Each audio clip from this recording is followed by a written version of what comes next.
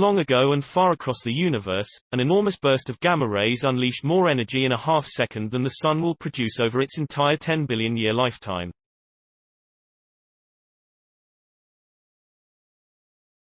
After examining the incredibly bright burst with optical, X-ray, near-infrared and radio wavelengths, a Northwestern University-led astrophysics team believes it potentially spotted the birth of a magnetar. Researchers believe the magnetar was formed by two neutron stars merging, which has never before been observed.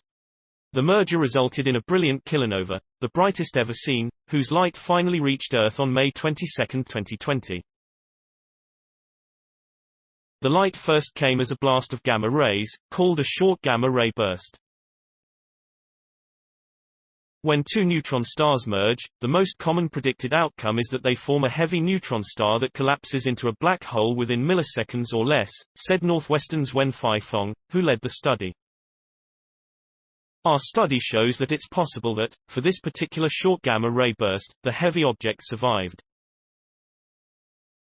Instead of collapsing into a black hole, it became a magnetar, a rapidly spinning neutron star that has large magnetic fields, dumping energy into its surrounding environment and creating the very bright glow that we see.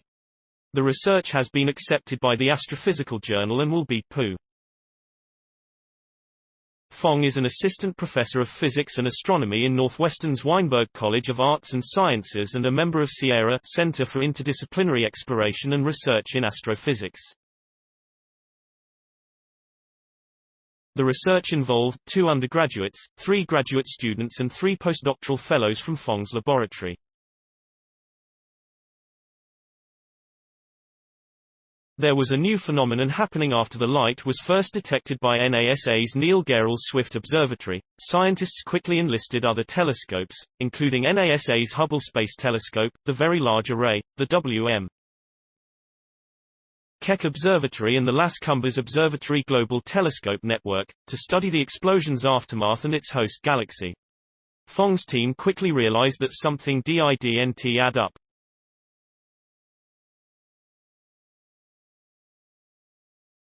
Compared to X-ray and radio observations, the near-infrared emission detected with Hubble was much too bright. In fact, it was 10 times brighter than predicted. As the data were coming in, we were forming a picture of the mechanism that was producing the light we were seeing, said the study's co-investigator, Tanmoy Lasker of the University of Bath in the United Kingdom.